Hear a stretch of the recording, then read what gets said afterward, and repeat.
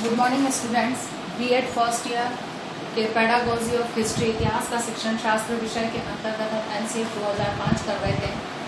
आज इसका अंतिम पक्ष हमारा जिसे हमें आज देखना है वो है एनसीएफ 2005 के सिद्धांत, यानी कि किन सिद्धांतों पर आधारित एनसीएफ 2005 यानी कि राष्ट्रीय पाठ्यक्रम संरचना का निर्माण किया गया, यानी कि राष्ट्रीय पाठ्यक्रम का निर्माण किया गया। तो इसके प्रमुख सिद्धांतों में से सबसे पहला सिद्धांत था संतुलित विकास का सिद्धांत, क्योंकि विकास मानव जीवन, किसी भी राष्ट्र, मानव समाज, सबके लिए विकास सबसे महत्वपूर्ण मुद्दा होता है। क्योंकि विकास, जब तक व्यक्ति विकास नहीं करेगा तब तक वो आगे नहीं बढ़ पाएगा, यानी कि जब तक निरंतर रूप से उसे आगे बढ़ना है या परिवर्तन निरंतर रूप से अन्य राष्ट्रों से कदम मिलाकर चलना है, तो उसमें विकास के सिद्धांत को सबसे पहले उसे ध्यान में रखना होगा।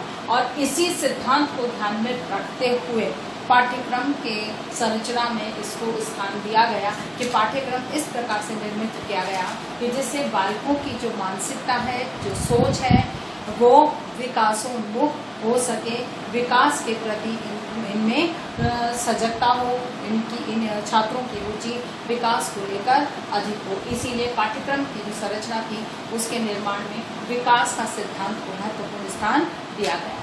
दूसरा सिद्धांत का जो पालन किया गया इसके निर्माण में वो था समायोजन का सिद्धांत। समायोजन का सिद्धांत, क्योंकि सीखना क्या है? सीखना समायोजन का ही नाम सीखना है।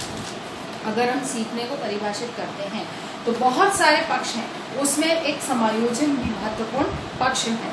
लेकिन समायोजन के लिए पाठ्यक्रम में किस प्रकार से व्यवस्था की गई, अर्थात कि जो भी स्थानीय स्तर पर जितने भी संसाधन, मानवीय और भौतिक संसाधन उपलब्ध थे, उनका अधिकतम उपयोग करते हुए पाठ्यक्रम की संरचना की गई, जिनसे कि व्यक्ति समायोजन को सीख सके, समायोजन की प्रवृत्ति का विकास हो सके। क्योंकि व्यक्ति में या बालक में सबसे अधिक समायोजन की जो ज्ञान है या उसकी जो का विकास होता है, समायोजन करने की क्षमता का, वो अपने स्थानीय स्तर पर ही या शिक्षकों को देखकर ही बालक समायोजन करना, अपने शिक्षक, अभिभावक आदि को देखकर ही समायोजन करना सीखता है।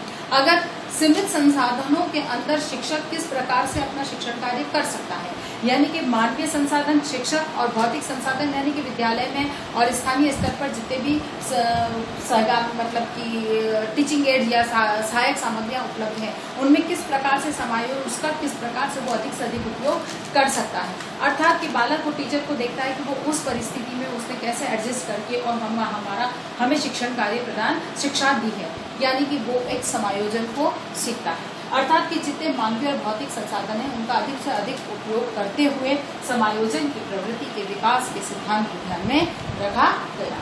तीसरा सिद्धांत जिसके आधार पर पाठ्यक्रम का निर्माण किया गया वो था राष्ट्रीय भावात्मक एकता।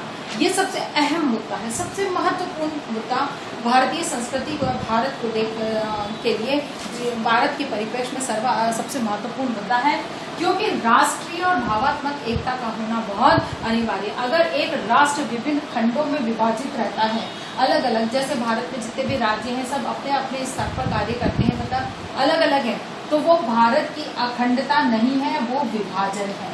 अर्थात ऐसे में किसी भी राष्ट्र के विकास प्रगति की कल्पना नहीं की जा सकती है, उसका अवनति की ओर ही वो राष्ट्र जाएगा। इसीलिए किसी भी राष्ट्र के विकास के लिए बहुत अनिवार्य है कि वहाँ के लोगों में भावनात्मक जुड़ाव होना बहुत जरूरी है, चाहे किसी भी धर्म, संस्कृति, भाषा, समुदाय, संप्रदाय, जाति किसी के भी हों, लेकिन एक दूसरे की भावनाओं का जब तक वो सम्मान नहीं करेंगे तब तक उनमें एकता की भावना का विकास नहीं होगा। इसके लिए अनिवार्य है कि हर व्यक्ति दूसरे व्यक्ति की भावनाओं का आदर करे, सम्मान करे। जब ऐसी भावना होगी तभी राष्ट्रीय एकता का विकास अपने आप होगा। इसीलिए इस सिद्धांत को ध्यान में रखते हुए पाठ्यक्रम का निर्माण इस तरह से किया गया जिसमें कि बालकों में भावात्मक और राष्ट्रीय एकता का विकास हो सके। चौथा सिद्धांत जिसमें ध्यान में रखा गया इसके निर्माण में वो था रुचि का सिद्धांत। बिना रुचि के किसी भी कार्य को आप नहीं करा सकते, चाहे वह शिक्षक की रुचि हो, चाहे वो छात्र की रुचि हो या अभिभावक की रुचि हो, सभी की रुचि को ध्यान में रखना बहुत अनिवार्य है। क्यों?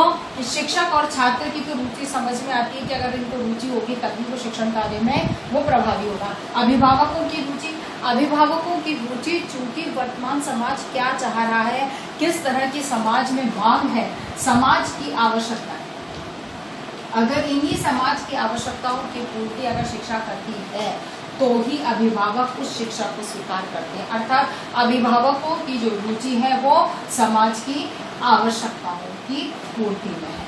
अर्थात इन रुचि, शिक्षक, अभिभावक और छात्र की रुचि को ध्यान में रखते हुए पाठ्यक्रम की संरचना का निर्माण किया गया। यानी कि पाठ्यक्रम संरचना में जो चौथा सिद्धांत था वो रुचि का सिद्धांत का पालन किया गया था। उसके बाद में पांचवा आता है सांस्कृतिक संरक्षण का सिद्धांत। क्योंकि भारत विविध संस्कृतियों का राष्ट्र है, अर्थात हर व्यक्ति का दायित्व बनता है कि वो अपनी सांस्कृतिक धरोहर की रक्षा करे, चाहे वो मानवता हो, चाहे सामाजिकता हो, चाहे नैतिकता हो। ये भारतीय संस्कृति के मूल तत्व है। मानवता, सामाजिकता, नैतिकता, आर्थिक जो भी है, ये सारी चीजें भारतीय सांस्कृतिक विभिन्न धर्म, जाति आदि के प्रति आदर सम्मान की भावना, ये सारे सांस्कृतिक धरोहर हैं या हमारी संस्कृति के अंग है। और इनके संरक्षण के, क्योंकि भारतीय संस्कृति के अंतर्गत किस प्रकार की मानववादी गुणों की अपेक्षा करता है वो पाठ्यक्रम के अंतर्गत सम्मिलित किया गया था। पाठ्यक्रम इस प्रकार से निर्मित किया गया कि वो जितनी भी हमारी सांस्कृतिक विशेषताएं हैं उनका संरक्षण कर सके या उनको सुरक्षित रखने का प्रशिक्षण बालकों को इस तरह से प्रदान करें कि बालक स्वतः ही उन हमारी जो सांस्कृतिक पक्ष है उनके संरक्षण के प्रति या उनको स्वीकार करके और उसकी आगे बढ़ाने में सहयोग प्रदान कर सके। उसके बाद में नैतिकता का सिद्धांत। भारतीय संस्कृति का सबसे महत्वपूर्ण पक्ष है वो नैतिकता, जिससे नैतिक मूल्य या नैतिक संस्कार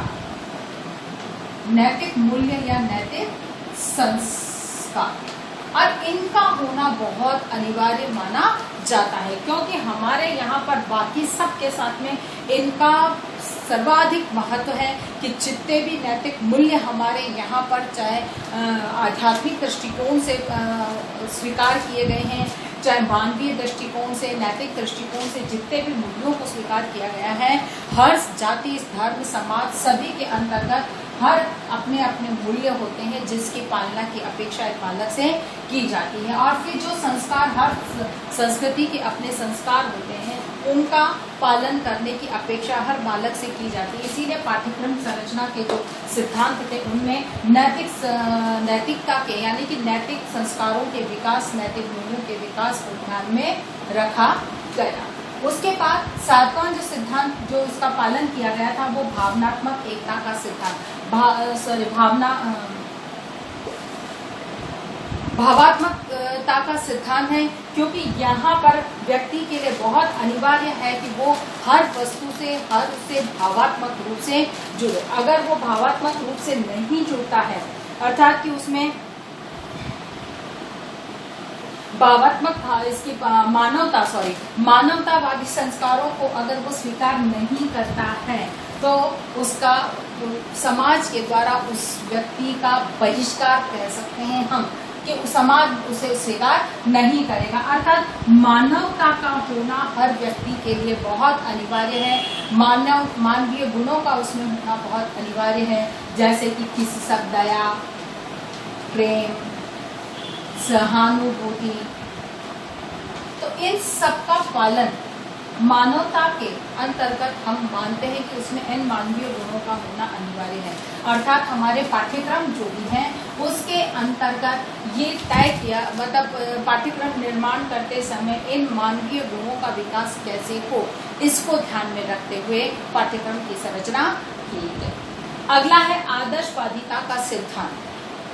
वर्तमान में माना यह जाता है कि भौतिकवाद इनके साथ में आदर्शवादिता का होना भी अनिवार्य है, क्योंकि वर्तमान में मानव के समाज में लोगों के ऊपर भौतिकवादी परंपराओं का बहुत अधिक प्रभाव है। वे भौतिकवादिता से अधिक जुड़े हुए हैं, लेकिन चूंकि भारतीय संस्कृति के अंदर आध्यात्म से परे हटकर हम किसी भी समाज राष्ट्र के विकास की कल्पना नहीं कर सकते हैं। इसीलिए जहाँ पर भौतिकवादिता आदि का पाठ्यक्रम के अंदर का समायोजन किया गया है या उनको स्थान दिया गया, वहीं पर आध्यात्मिकता को भी स्थान दिया गया है, क्योंकि आध्यात्मिक प्रवृत्ति का होना बहुत अनिवार्य है। ये नहीं है कि आप पूजा पाठ कर रहे हैं, मंत्रोच्चारण कर रहे हैं पूरा समय, वो नहीं, लेकिन आध्यात्मिक दृष्टिकोण से कुछ कहना चाहिए कि हमारे धर्म, हमारी संस्कृति, जो धार्मिक संस्कृति है, इसने अपने ग्रंथों में हमारे एक तरह से कहा जाए कि मानव को जीवन जीने के लिए कुछ सिद्धांत, या कहना चाहिए कि जिसको हम संविधान कह सकते हैं, कि जीवन जीने का संविधान हमारे इन ग्रंथों के अंदर लिखा गया है कि मनुष्य को जीवन किस प्रकार से जीना है। तो ये हमारे आध्यात्मिक मूल्य जो है वो इसी का समर्थन करते हैं कि भाई ईश्वरीय शक्ति में विश्वास, मतलब कि जो आध्यात्मिक प्रवृत्ति है उसके गुणों के साथ में उनको स्वीकार किया जाए, जिससे कि नैतिकता और मानवीय मूल्यों के जो विकास की बार बार बात करते हैं वो स्वतः ही बालक में विकसित हो सके। अर्थात भौतिकवादिता के साथ में ही आध्यात्मिक मूल्यों के विकास को भी इन पाठ्यक्रम संरचना में स्थान दिया गया है। उसके बाद में उपयोगिता का सिद्धांत। कोई भी पाठ्यक्रम तभी उपयोगी है या कोई भी शिक्षा तभी उपयोगी है जब वो छात्र के जीवन में काम आए, यानी कि उसके जीवन में किसी भी पक्ष में वो खड़ा होता है तो उस शिक्षा का जब वो उपयोग कर लेता है। एक सामान्य सा उदाहरण है कि आप एक क्लास में पढ़ रहे हैं, उसी कक्षा में हम कह रहे हैं कि अभी कक्षा 7 का जो पाठ्यक्रम है वो ऐसा हो जो जीवन में उपयोगी हो। तो इसका मतलब ये नहीं है कि आज यहाँ पढ़ा है तो भविष्य में कभी जाकर उसका उपयोग हो। यहाँ पढ़ रहा है, गणित पढ़ रहा है, अंग्रेजी पढ़ रहा है, सामाजिक पढ़ रहा है, विज्ञान पढ़ रहा है, जो भी पढ़ रहा है, एक विषय को समझने के लिए जब वो अपने ज्ञान का उपयोग दूसरे विषय के लिए करता है, तो दूसरे विषय मतलब एक विषय को समझने के लिए जो दूसरा विषय है उसके ज्ञान का उपयोग वो करता है, तो वो भी एक उपयोगिता है। यानी कि कहने का मतलब जीवन के प्रत्येक पक्ष पे जब वो उस ज्ञान का उपयोग कर सके वही शिक्षा महत्वपूर्ण या उपयोगी होती है। अर्थात पाठ्यक्रम के अंतर्गत इसी उपयोगिता के सिद्धांत को स्थान दिया गया। फिर अंतिम बात आती है सामाजिकता का सिद्धांत। क्योंकि मनुष्य एक सामाजिक प्राणी है, समाज से हटकर उसकी कल्पना नहीं की जा सकती है।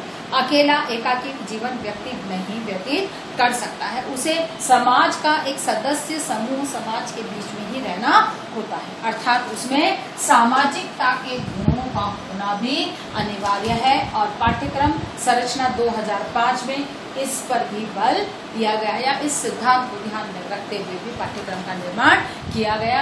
अर्थात कि एनसीएफ 2005 का जो निर्माण किया गया वो इन 10 सिद्धांतों को ध्यान में रखते हुए एक प्रभावी और विकासोन्मुख पाठ्यक्रम की कल्पना इसके अंतर्गत की गई।